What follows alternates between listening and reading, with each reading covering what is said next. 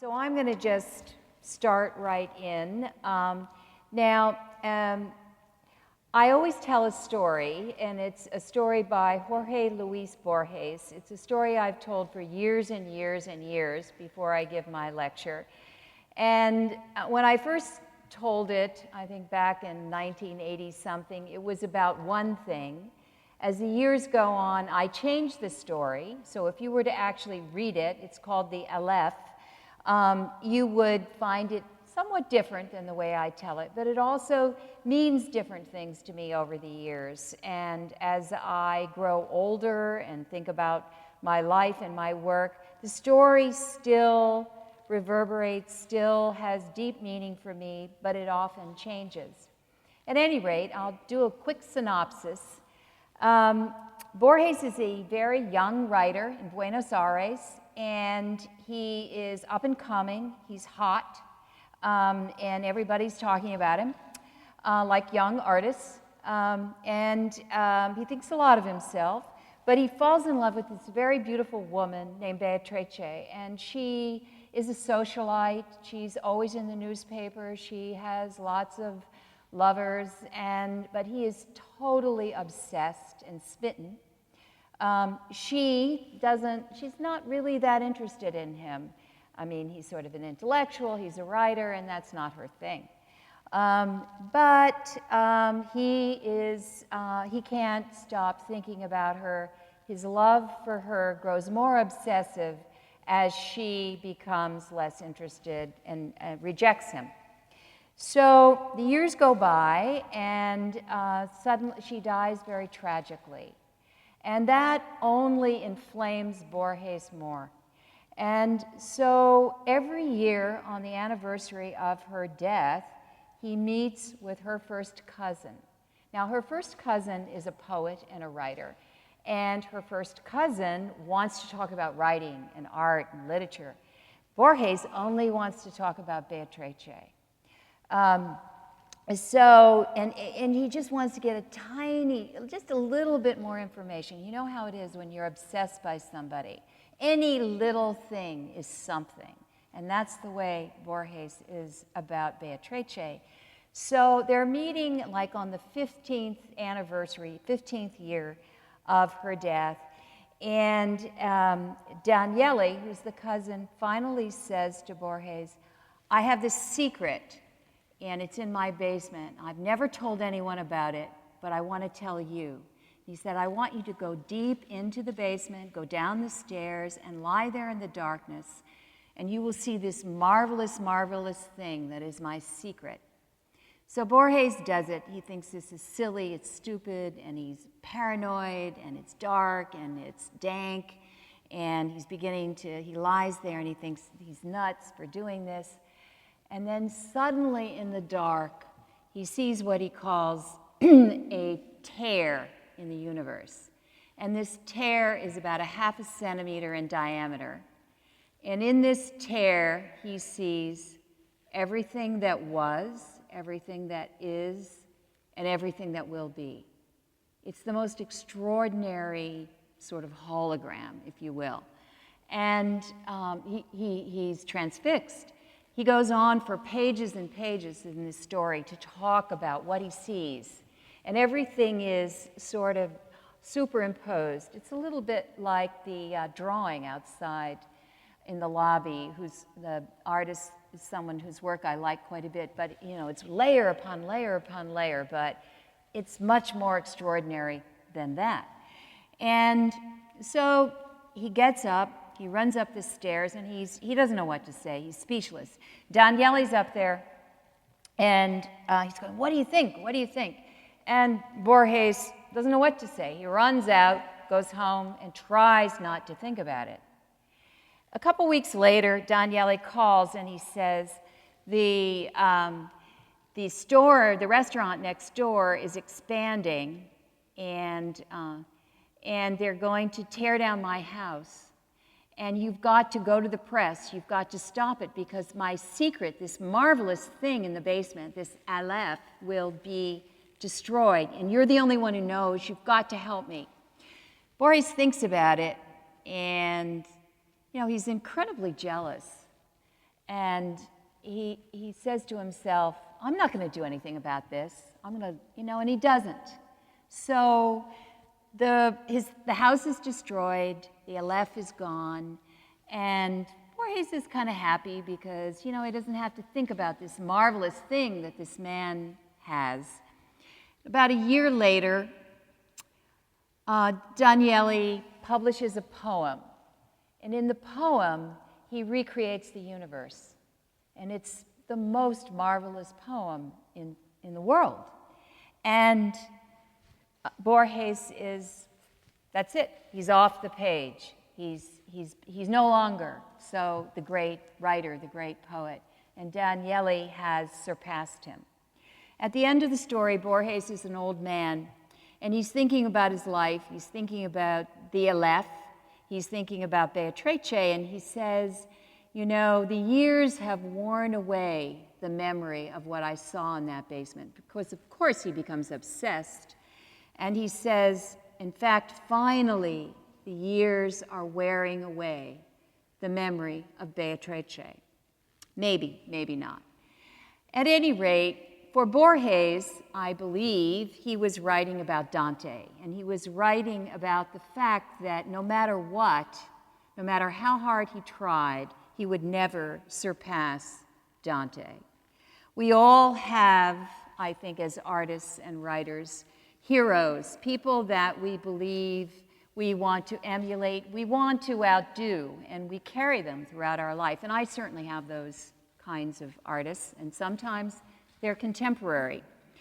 I think that artists, it's not unusual that artists fall in love frequently and passionately and obsessively, because that spurs on their art. I think art does come out of love, obsessive love. It doesn't come out of hate, that's for sure. But one of the things that I think about is, what is that Aleph? What was it for me? And for me, it was a kind of generative image that wasn't specific, it wasn't abstract, it was a kind of metaphorical image, but it was a sort of structure. And I suppose for me that image is a kind of whirlpool, turbine-like image that is referential. It kind of holds within itself. You don't look at it and say, that is that flower, that is that this, that it, you don't get it. It's not literal, but it's not abstract. It's kind of like a seed, and it holds within itself its beginnings, its present, and possibly its future.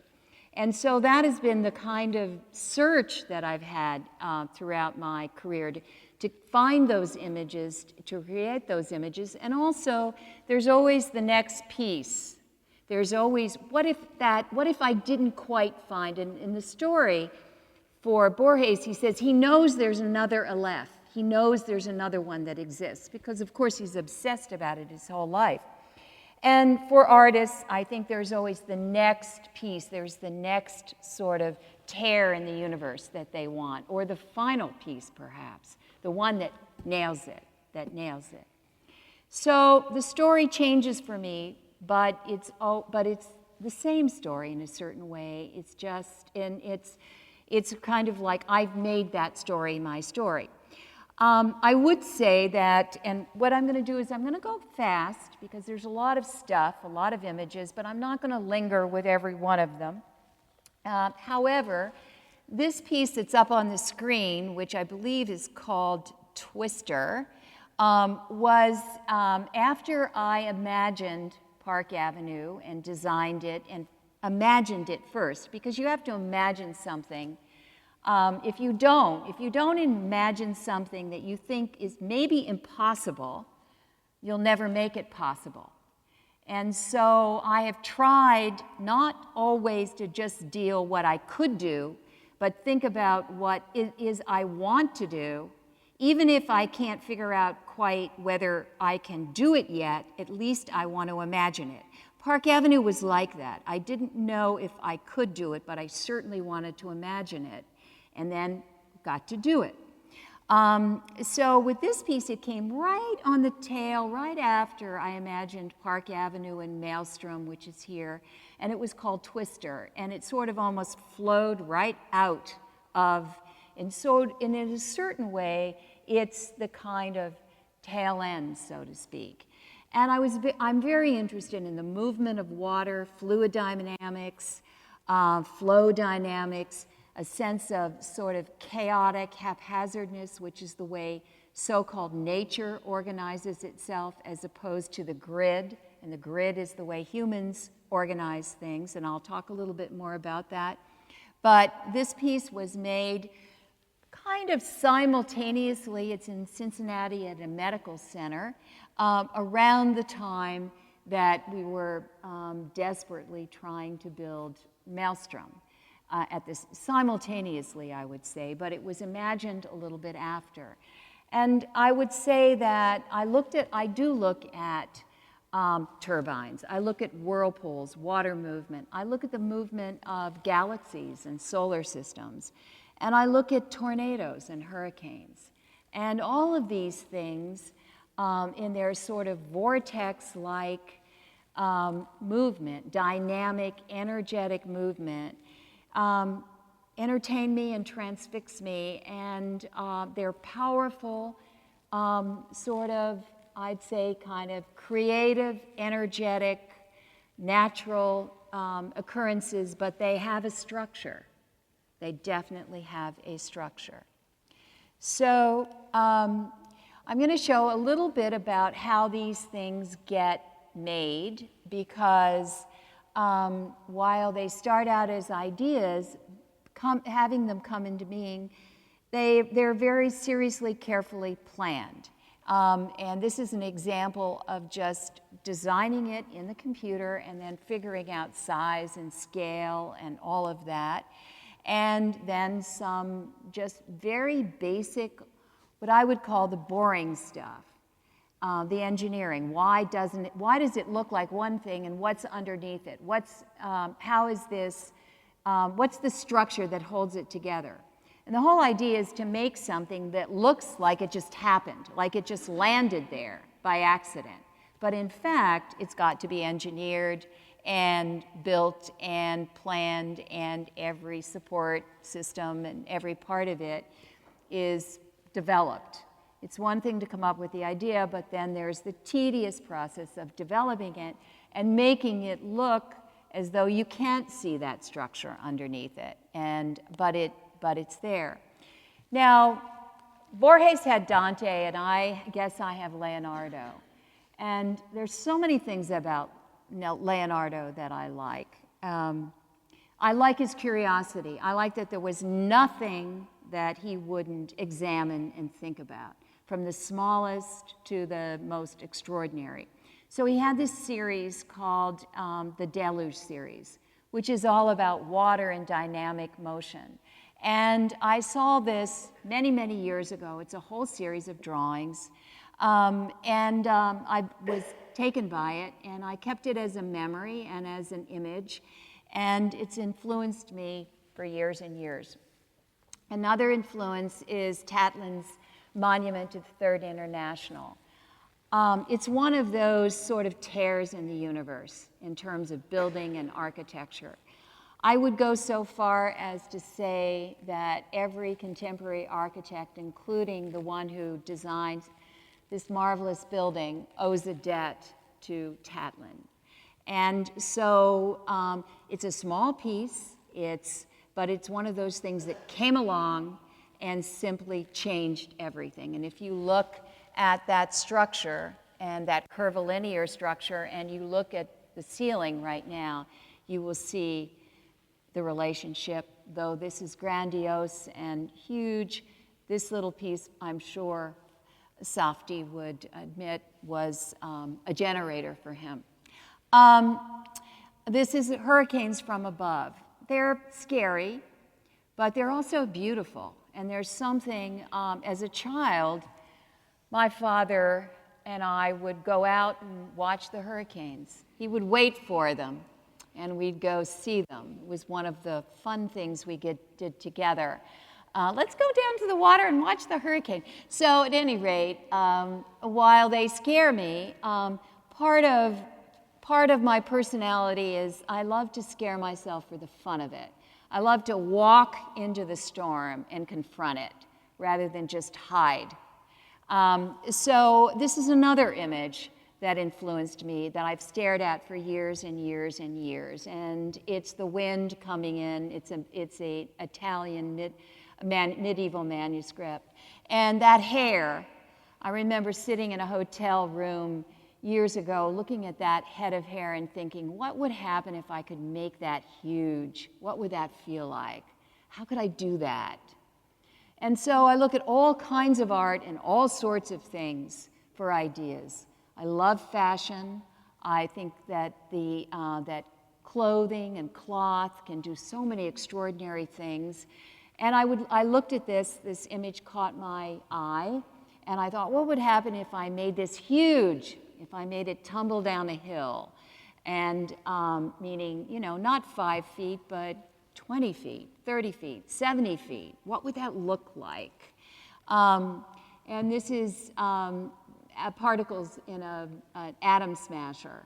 And I look at these kinds of things, this sort of random scattering, and I see it as a drawing. And then I think to myself, what would happen if I built this? And I built it as a three-dimensional thing that took up space. And then I say, what's the relationship between particles being scattered and amusement park architecture? And I'm very fond of amusement park architecture. And so I will assemble all kinds of images, huge. Now that I have the computer and the internet, I'm constantly trolling the internet for ideas that I can steal. And this big vortex, and sometimes other places, other sort of entertainment, the entertainment industry, the kind of honky-tonk, they will do things, they will build structures for reasons that are just, they're startling structures. They don't exist anywhere else. And they become something that I will use, I'll steal. So here's Park Avenue, that Maelstrom, the piece that's here, was developed from, and it was the very first piece, really, that began the whole series. And I was given 53rd to 57th Street in New York City, the median, and the pieces were designed to fit on that median, designed to address New York City. But the very first one, Maelstrom, that is here at Crystal Bridges, I thought of, it's called Park Avenue Paper Chase, and what I thought of is this wind that moved up and down Park Avenue. Now, the wind is actual. There's a lot of wind in New York City, and it comes around the buildings. There's a lot of hot air in New York City, too. And so it's all kinds of things. It's bombast. It's the actual wind. It's the paper. It's paper that's being pushed and piled up on itself. It's like debris that's scattered across. It's turbines. It's the wind that's creating the pieces. And so that was the sort of theme that I thought of, and then I designed it as you moved up the avenue. This being the first one, and this was the one, I sort of designed it maybe like a piece of theater. And as you came up the avenue, you were sort of hit with this long kind of horizontal piece that began the kind of theatrical event, because I thought of this as taking place in time. And of course, if you're in New York City traffic, it does take, you're sitting there a lot. And I thought, well, you're going to look at this thing because you have to sit there in traffic. You're not going to be able to get out and see it. And I had to play with the scale of New York City, which was hard. And, because everything is a postage stamp there. But actually, the scale of Crystal Bridges is quite enormous as well. Nature is a whole other entity. And I wanted to counter the city with something that was not rectilinear, that was not a grid, that didn't look so man-made, but in fact was. And so here's the piece here. Now, what I also thought about this piece was I wanted you to be able to see it from both sides of the street. I wanted you to see it from across the street. I wanted it to change from every point of view. I wanted it to draw you in meaning that you saw it from a distance and you wanted to say, what is that? I want to walk up to find out what that thing is. It doesn't look like something I know about. And then when you got there, I wanted you to move around it and to discover parts of it from every point of view, and then not to remember it perfectly. Yes, you have some general idea of what it's like, but you have to keep going back to it. You don't just get it. You have to kind of return to it. It doesn't get old so quickly. And that's one of the things I think that's kind of hard right now, because we get everything, boom, boom, boom, boom, boom, and then it's gone. And I'm trying to make things now where you have to go back to them and spend a little bit of time, and then when you go away you think, well, what do I remember it quite like that? Or it changes from every point of view. Now, this piece exists in nature, and it's a different piece in nature in certain ways than it is in the city. In the city, it's about a kind of chaotic frenzy. And in nature, it's having a conversation with a kind of organizational system that exists in nature. Nature isn't, unless you do it on purpose, doesn't exist on a grid. It just happens. And even when it gets on the grid, it'll get out of, if you don't keep putting it back on that grid, it definitely gets out of control. It scatters itself, it grows weeds, it does all sorts of things like that. It's constantly, moving around and changing its boundaries. And so I wanted it to have the quality that it almost felt like it grew there, but that it also was dropped there, or it blew there. It blew there, and it found itself sort of on that site by just having kind of blown there. So this is the piece, and I also think it speaks to forces, and I'm talking about the forces you can't see. Now, when Leonardo looked at hair blowing in the wind or drapery or tried to draw chaotic water, he was trying to understand what you couldn't see, and what was the structure and the dynamics of what is invisible, what you can't see, or what that moves so fast that you can barely hold it in your hand. I think one of the reasons why artists throughout history love drapery is because that's where you see the wind. You can't see the wind unless you see it through something that's blowing, like drapery. A quick sort of aside, this is one of the patterns where we laid all the curves out flat on sheets of aluminum, and this was done. It certainly would have been possible to do this without the computer, but the computer made things so much easier, where you could organize things, where you could figure out what your cut patterns were, where you could not waste material, where you could really sort of draw it ahead of time and then give it to these big computer-driven machines that would laser cut it. And so people ask how these things happen, and I dream them up, I think about them. Sometimes I think about them for years, and then there is a team of people that I work with, which are really great people, and that actually put up with, I'll say, I have this idea, what do you think? Now, some people would go, that's nuts, I don't even want to touch that with a 10-foot pole. But what the people that work for me do is they go, okay, let's try it. And it doesn't matter how many times they have to try something and it doesn't quite work, and then they have to try it again or whatever. They just kind of suck it up, and then they get there and they do it. So it's also like finding the kinds of people, they're sort of eccentrics, who love to try to do something that they've never done before, that they're not sure how it's going to end up. Now, there are a lot of businesses that don't want to do that because they don't want to do that. That's scary. The people I have will say, okay, let's give it a shot. Let's figure out how to do this. And they jump in. willy-nilly. So these are some of the other wind-driven ideas that were on Park Avenue, which I'll just go through very fast. And they're kinds of the cousins of Maelstrom, even though I would say Maelstrom is the big kahuna in a way. It was the beginning of it all. It's the generator. And then a lot of the other pieces are derivations on the theme, so to speak. Is Maelstrom one of my faves? Yes, it is. It's the piece that I really like to look at, which isn't to say that some of the others aren't my faves, but Maelstrom is. Now, to say, maybe artists don't say they have favorites, but I do. Because once again, you have ideas, you try it out, you don't know what's at the end of the road. You just say, well, let's go for it. I haven't done this before, let's see what happens. And sometimes it's really exciting and extraordinary, and sometimes you go, well, I don't know about that one.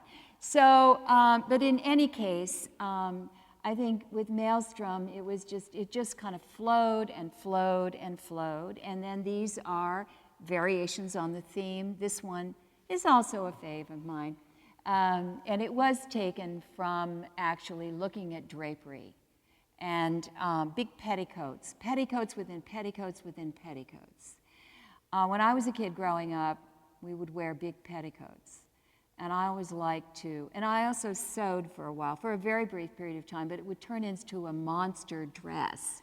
So we gave that up. But at any rate, this is made out of fiberglass, and I really wanted to capture the movement of the wind through it. It was the most difficult of all the pieces to make. It's the most intricate, it's the most technically difficult, and we almost didn't get there, but we did. Sometimes you're kind of nail biting with these pieces. If you're doing something for the first time and you're really pushing the material and pushing the technology.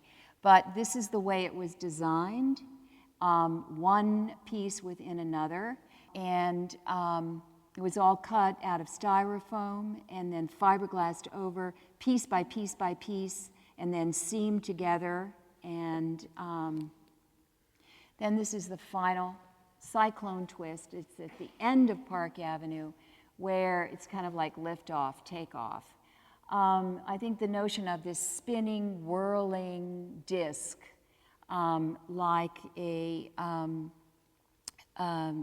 a child's toy is something, and I have all those toys in the studio, and I play with them all the time. Spinning tops. I look at spinning tops all the time. I love spinning tops. But I also like the idea of this kind of vessel-like form that's at the top that perhaps collects something, or maybe this kind of vessel-like form not only collects information, but also maybe broadcasts out to the sky. I like the notion that maybe we're not alone out there, and somehow all that radioactivity is going out into the universe and somebody's catching it. I'm going to go super quick because I know we want to have a conversation. This was a very early piece done in 1971. It's in a basement in Soho before there were a lot of galleries, before the art world is the art world as you know it. And it was one of my first exhibitions, and I took a big pile of sand and I put industrial fans on it, and I blew the sand all around, and I made waves and little dunes. And then I reenacted it again in 2008. I did this piece in Dubai for an art fair with all the sand at their door. And eventually we placed this piece, this simple little piece, which is so different than the technology in Maelstrom, in the Vuitton Foundation. So when I have students and they say, well, how am I going to break into the art world? When am I going to sell my work? So wait 40 years and see what happens. In any case, these are other turbine mechanical pieces. I love actual movement, mechanical pieces, and so these are other works. They're kind of more aggressive. I thought of this kind of, again, this big generator that sort of created, just mindlessly creates. And so I did a lot of these machine-like works in the 80s. And I take diagrams from everywhere. This is I think a World War I diagram. And I'll use it to make drawings and ideas. And I'm interested in organizational systems, compositional systems that are different than just what you can, that are different than the grid. I like things that are more complex and that aren't so clear and laid out. This is on the East River in New York City, a big, large-scale piece, Nashville, Tennessee. A lot of these pieces were built in big factories. We had some very sophisticated engineers that worked on some of the work. This piece is, I think, 120 or 130 feet in the air. It's held together by these little poles. And I thought of parts of bridges that just sort of fell from the sky and were having a dance with each other. I am probably an architect, on some part of me, a secret architect. I love architecture. I'm jealous of architecture. I think this is an exquisite building. I'm really jealous. I'm only jealous of the things I really like. But I like to have conversations with the world as well as conversations with the world at large and the art world. And so there's periods of work in which I want to put something out there that addresses the world and the scale of the world. And these are drawings from, I do a lot of drawings, and I saw photographs of the starlings over Rome, and they make these incredible patterns, and of course, they're always moving, and the birds kind of know how to move. It's like they've got some extrasensory thing where they just all know where to go with each other. So I made a series of drawings called murmurations, in which I took the starlings and I made them into turbines in the night. And I spend a lot of time working two-dimensionally as well. It gives me a way to incorporate images and thinking and ideas that I can't that are more complex sometimes than the sculpture. It also gives me a lot of pleasure because I can be in the studio with myself and not running a team. And while I love giving orders and running a team, it's also a big responsibility to keep everything going and keep everybody going. And so it's nice sometimes to just hunker down in my own head. And these are just other images culled from work that I've done over the years, spinning, whirling things. Thematically, I keep going back to that. And someday I'll build this. And I really want the transparent part of the spinning top to somehow feel like it's intersecting the other and whirling through it. I don't know how I'm ever going to make it happen, but I will. I also like the fact that it looks like all these platforms are spinning. And what I'm sort of right now in my head thinking about spinning platforms, spinning ceilings, spinning walls, spinning everything, where you never know where your sure footing is. And that's kind of what I'm thinking about right at the moment. These are other drawings, and there's always a vortex somewhere. And this is at Storm King, which is a sculpture park up in the Hudson Valley. So this is somewhere in, I think, St. Louis. This was a proposal, and then I made it. But I thought a lot about, again, these vessel-like forms, satellite dishes kind of things, where they're sitting there waiting. They're waiting for somebody from outer space to come down and, just run things.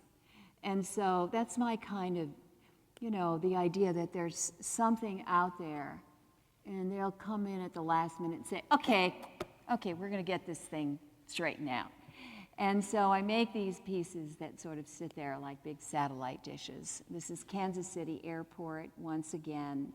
I have a son who's very involved in physics and all the math and everything, and he says, Mom, you just look at the pictures. And I do. I look at Stephen Hawking's Illustrated History of Time, and I think they're really beautiful. I don't understand the equations, but I love the images.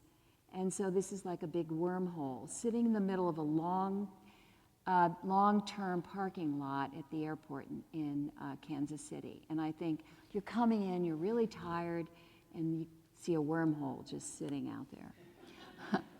So there's Leonardo again. In the 80s, I made a series of pieces called the Leonardo Swirl. And so what happens is sometimes I will start on an idea, drop it, let it go, circle back 10 or 15 years later and pick it up again. More drawings. These are tornadoes.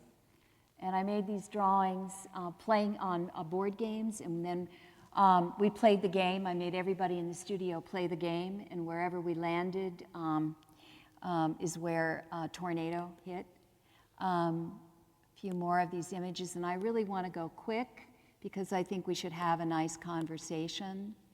But what I'm really trying to show you is other pieces that relate to Maelstrom and relate to this kind of obsession with this particular type of structure, this sort of whirlpool.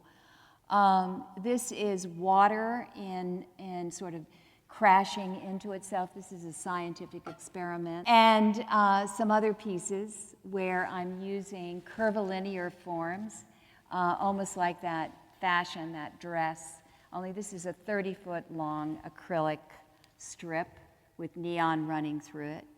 This is the Way Vienna. The Way Vienna is a mathematical form, and I found it on a math site. And what I liked about the Way Vienna, it looks very organic, and it looks kind of like a shiitake mushroom or an orchid or any number of organic things, but it's a mathematical form. It's got a very boring title, and it's named, I'm sure, after the mathematician that invented it. And so it was one of those generic forms. It's not any one thing, but it could be any number of things, including a huge, like a butterfly, like a monarch butterfly or some kind of an insect. It could also be a very large kind of dome or roof. And so I often think, well, I'd like to make that 30 feet in diameter. I think we're coming to the end. This is from, of course, Stephen Hawking's, one of Stephen Hawking's books. So I look at something like this and I imagine my own story. And when I looked at this about particles being able to go backward and forward in time, and a diagram, I thought, what about a life? Now, if you live a life long enough, you get to understand how you started. You think about how you started. You think about all the decisions you made along the way, all the random events, all the events that you think were in your control, all the things that could have happened, that didn't happen, and that got you to the point that you are at. So I thought, what if I were to use this as the basis for a series of drawings? And I think about kind of life patterns. Now, this is an image that I saw when I was an undergraduate back in the 60s. And it's a pattern in the snow of cars entering and leaving a parking lot. They don't know they're making this drawing, only the photographer knew it. And it's random, it's haphazard in a way, but they all have to come from one point and then, get out the same way. I thought about this pattern for literally this photograph, I think 40 years. And I thought, how can I use it? What can I do with this? It's obsessing me. It's like Bohr Hayes LF. And I don't know that this is showing up so well, so I did a series of drawings in which I used that pattern, but I lofted it, and then I and I think they're kind of, unfortunately, overexposed, but in which I thought of sort of life patterns, and what if you had all these events in your life, and you could go and you could sort of go back and change. And so a lot of these ramps and patterns, which unfortunately aren't coming through the way I'd like, were the beginnings of some of the random kind of whirlpool images that I then built in sculpture. And then I used it for the Dulles piece, which is a very long linear piece with turbines and neon and all sorts of whirling things that if you come back from somewhere internationally, you will go through, as you're going through customs, you will go underneath this piece. It's the only time you'll see it. Otherwise, you have to go through the Secret Service and the CIA and all sorts of stuff, which we did. In order to build it, we had to get fingerprinted and make sure that we were whatever. So this is the final image.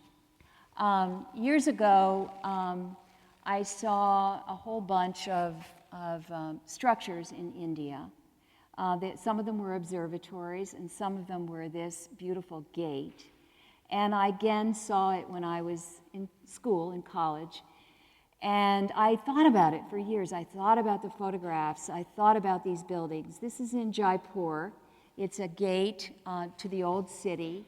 And the women that lived in this city, that were part of the harem, they couldn't go out into the city and walk about, but they would be behind this gate and they would look out at the world that they couldn't be a part of. But it's one of the most beautiful gates, and it's very, very complex, and you can't remember all of it. You have to keep going and looking at it again and again. Well, I finally got to India in 2007, 2008, and I got to Jaipur with a tourist guide and a taxi, and I said, "You've got to let me out right now. I've come all this way to see this building." And and he kept saying he wanted to take me to some, shop to buy souvenirs, and I said, "No, leave me, give me just 10 minutes to stare at this building, because I'll never come again, and I've wanted to see it all my life." And so I'm standing in the street, and I feel this tug on my shirt, and I'm thinking, just somebody please leave me alone just for 5 minutes and let me stare at this beautiful building. And this person kept tugging and tugging. Finally, I turned, and there was this very young woman, maybe she was 18 or so, and she was very, very poor, and she really had nothing, and she was sick. She was very sick, and she had nothing except her illness to give me, to show me. That was all she had. And I'm looking at the most beautiful building for me practically in the world, and there I am presented with something that is so abysmally tragic. And I went home and I made a drawing, and again, this isn't coming through. It's about 10 feet tall, I think, this drawing. It took me about a year. Now, it can't do anything, and it's Jaipur. It is the building in Jaipur, drawn over and over and over and over again, and the base is a big sort of whirlpool turbine, and then these layers and layers and layers of petticoats with all sorts of other things thrown in. I don't think art probably can. Someone, when I told them this story, they said, "Well, you didn't do anything for her." And of course I didn't. I couldn't do anything for her. The only thing I could do is sort of make something in her place, put something back into the world that didn't exist and that gave her, in some way, silent or whatever, a reason for being. And I think art can do that. Art can put something in the place where there is something terribly tragic, terribly taken away, and you can make an offering to that and put some piece of beauty back in. That's about all I think I can do. I can't solve all the problems, although I can think about it. I can remember it. And I can try to walk into that moment and remember that moment, not just turn my back on that moment. and on her. Thank you.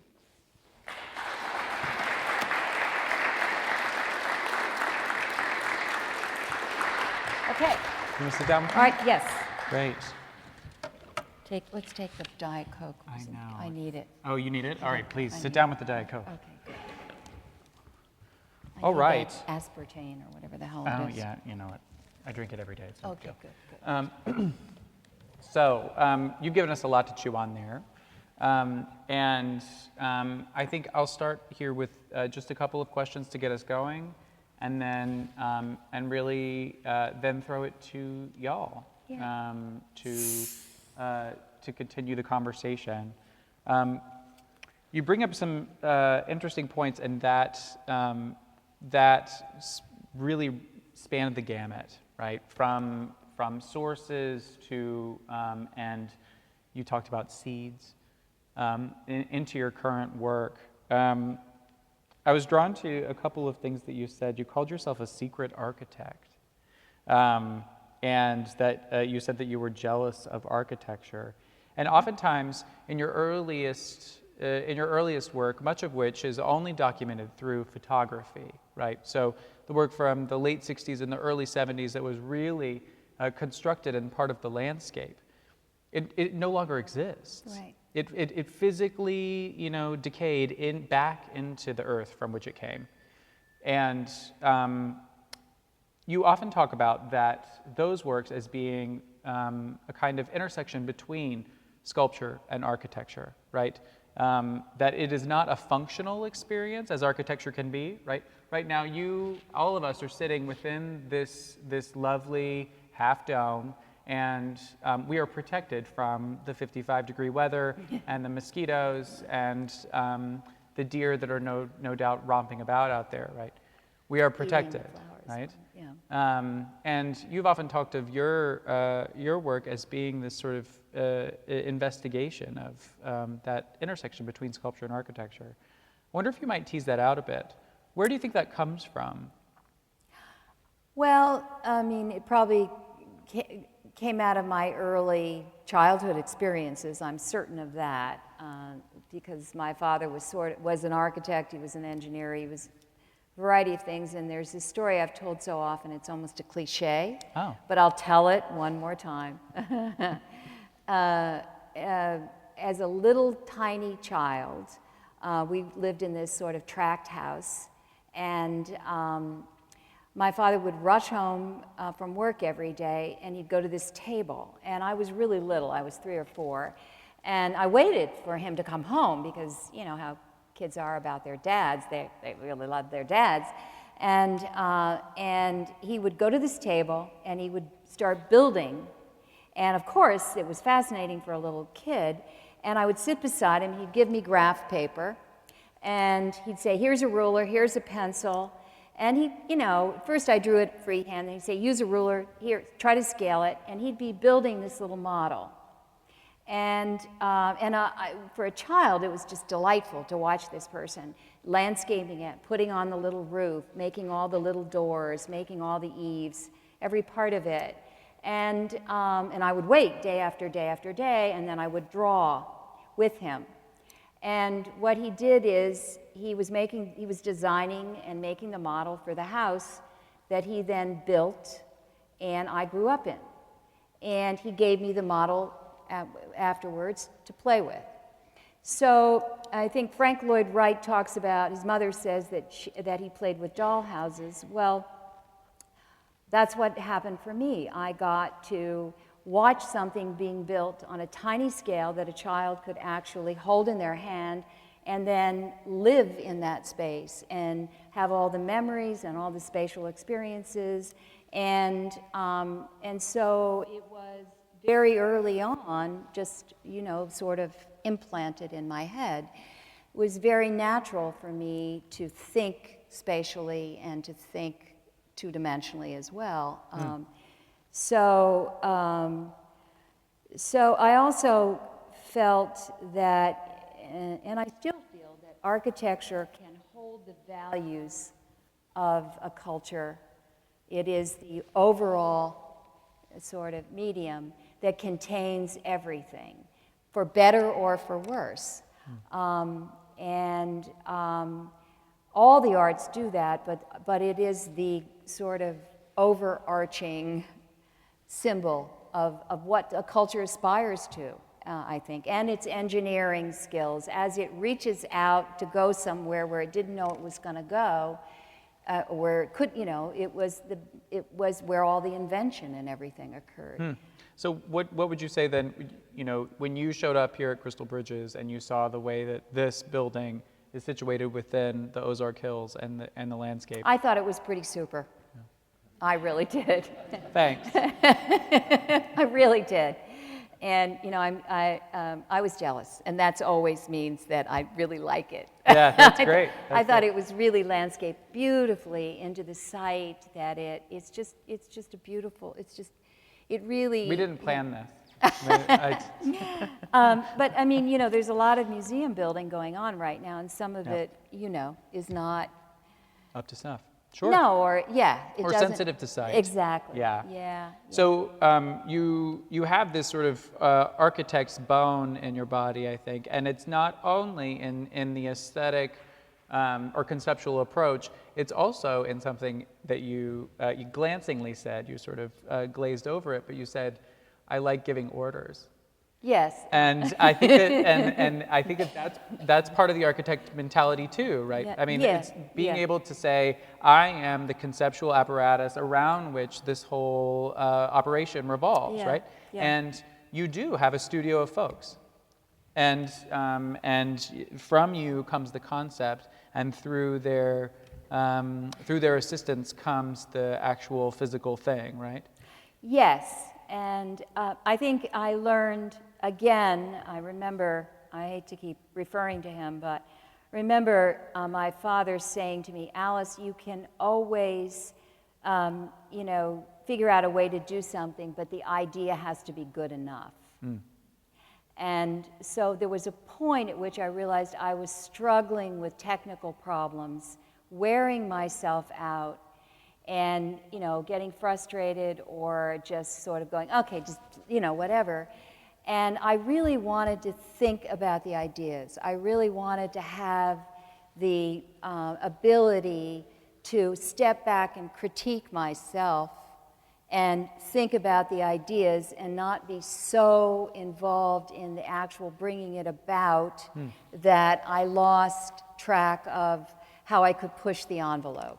Now, when did that happen for you? Because Donald Judd, the break between Donald Judd's conception and the execution of the work, it happened he was totally willing to let that go, right? Just call the fabricator, make that thing happen, right? Well, I grew up with those guys, the generation ahead, and I liked that. When I heard that he did that, I thought, that's not a bad idea. Yeah. It's just that I couldn't do it. Well, I always had help. Yeah. I never was totally alone, and everybody who makes things would be crazy to try to do everything by yourself. You always need a helper. But I grew up in that period with Judd, and Robert Morris was my teacher. It was Morris who actually let me know about the Leonardo's Deluge series. He let me into that. But all those guys were about ideas. They weren't just about being lost in the making process. And they were interdisciplinary in their thinking, again. But Judd, when I realized what Judd was doing, it didn't make me think, oh, that's not real art. I thought, yeah, that's how he gets that perfection. And if I can, I would like to get some degree of that perfection. Now, that said, there is a point at which, how you can see certain forms of architecture there, and the first time an architect does something or invents it, there's a roughness to it, and then 30 generations later, it's the cookie cutter house, right? So I don't mind that my things aren't perfect, and they're not. They're not perfect like Judd. But Judd was important for exactly why you brought him up. Sure. Yeah. So I want to talk about Maelstrom just for a moment, and then I'll turn it over to the audience. But the overall body of work, Park Avenue paper chase, is there a critique there? Why a paper chase, right? It sounds like you have all these sort of capitalistic mongrels that are running all over New York City trying to gobble up all the money, right? Is that critique there, or is it because a lot of what we saw here was about vortexes and hurricanes and curvilinear form. Yeah. But to title something that way is to put a stake in the sand. Yeah. Yeah. Well, there's also a song the Cocteau Twins had this marvelous song that I heard back in the 90s about a paper chase. It's a beautiful, beautiful song that this was actually, and the British game of the paper chase, so it was actually titled after that. Now, New York City is, a little boy asked me on the site, what was my favorite city? And New York City is my favorite city. I can't help myself. It is. Now, you've been to Bentonville twice, so just saying. Yeah, okay, we're I'm trying. sorry. I'm sorry. Okay, but after that, it's New York. It's bombastic, it's rough, it's aggressive, it's about all the things you say. Yeah. But it also it'll bring, it can be humble, it can bring itself to its knees. We went through 9/11, and we went through hurricanes, a really bad hurricane. I've been through blackouts there. I came to that city when everyone was fleeing. They couldn't even, nobody would buy their debt. Most of the city you couldn't even go into. It is my home. I love it. We are tough people, and really tough, and when things get really rough, we really hang together. It was about all those things that we've gone through, and that tumultuous, scary stuff that anybody who's lived in that city has endured, And cycled around. And cycled and come right back out. Sure. So, absolutely. But it wasn't necessarily the critique as much as it was all the chaotic, tumultuous things that we come through and that are there right now. And finding beauty in it. Yeah, absolutely, yeah. I'd love to turn it over to the audience for any questions you might have for Alice. And we want to use the microphone so we can record the question. Alice, what is the medium of your drawings? That's a good question. Oh, well, it's usually watercolor, ink on paper. And now that I am doing so much on the computer, then what I tend to do is I will draw sometimes, like I'm working on a drawing right now that's probably going to take me months. It's going to be a sinkhole, I think, but at any rate, and it's about down, down, down, down, down. But at any rate, but it's all being worked on the computer over and over, and then printed, and then pinned up, and then taken down, and eventually it will get printed, and then I'll hand color it. So that's where it is now, on archival paper, on archival ink. That seems to be the way I'm going, and I've stopped doing, everything gets hand colored usually in the end, but the actual layering of the ink gets laid down now on these big, big, big computer printers. Yeah. Right here? You talked about the whole process from concept to installation. If you take a look at the paper chase, what type of time frame did that entire process take, and was it all installed at the same time? Well, I can't remember any longer when I dreamt up Paper Chase, but first it was just a fantasy that was developed for that. Somebody said, because Park Avenue puts sculptures up there every season, 2 or 3 times a season. So someone came to me and said, would you make a proposal for that area? And I don't know, maybe I made the proposal in 2009, 2010, planned it out, And then there was, how does this happen?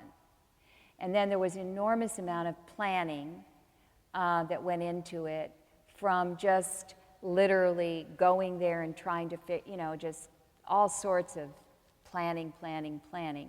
Then we got the money to do it. And then we went into the second phase, which was design, so-called design development, where each piece was painstakingly designed, like you would be designing a house, almost, and engineered. And then it went into the fabricator, and then it was fabricated in New York, in Lauderdale, in Jacksonville, in Ohio, and then it all had to come together. It all had to arrive in New York City at 10 o'clock at night on one night, coming from everywhere. And believe me, the acid reflux medicine that I'm still taking, waiting for that to happen perfectly, because we only had the permit for 2 nights, and once you pull the permit and all the trucks and all the cranes are there, if things don't come, then you're screwed royally, so to speak. So I would say it was probably start to finish about 4 years, somewhere along that line, I think. But there's a lot that goes, before you even start building, there's so much that goes into it in terms of the planning process. Yep. Any other questions? Or here? You mentioned early on that every artist / person has heroes. Who are your heroes?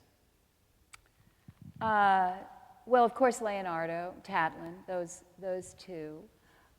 There's a lot of painters in art history that I like, and architects. Bramante, the Tempietto, actually in Rome, is one of my. That's a seed. That's a generative piece that everything all the capital, everything came from that. So that's one of my favorite. What about Louise Nevelson? I've read Louise Nevelson. And she's very familiar to our audiences because of the piece in the collection. I saw a beautiful show of hers at the Whitney when I was in college as an undergraduate that really influenced me. Robert Smithson was important. There's a Mike Heiser piece up at Beacon that I think is extraordinary. The open structures in the ground. These very seemingly endlessly deep, carved out holes in the ground that are of gestalt forms, like squares and circles. I think that's amazing, where you're really just contemplating the abyss, the void. And occasionally, I hate to say this, because I hate to do this for him, but Frank Gehry, I have no problem saying Frank. Richard, Sarah. You hate saying that one? This is being recorded. Oh, really? I think he's hit a few high notes for me, low note, whatever you want to call them. He's an important artist. And there's Vito Acconci, who is a friend, and I say one of my ex-husbands, Dennis Oppenheim. He did some work that I thought was pretty amazing. I confess now that he's departed, and he was a great friend and somebody I would call all the time to talk to in later years, and I miss him. I miss his conversations. So that gives you a Louise Bourgeois. Now in our collection. Yeah. And I like Julie's. I have to say, I'm a little jealous of Julie's painting out there. I like it a lot. Julie Meritou is installed in just outside of the South Lobby. That's very architectural. It's beautiful work. The overlaps between Julie's work and your work are manifest. And make sure that you stop in and see that work, because it's really installed in the South it's a Lobby. beautiful piece. You really got a good one. Hey, thanks. We appreciate it. Well, I think that's sort of a good note to end on, to see the vortex between various artists. So thank you, Alice, for speaking today, and Chad, and thank you all for being here. Thank you. Sure. Thanks for coming. Okay.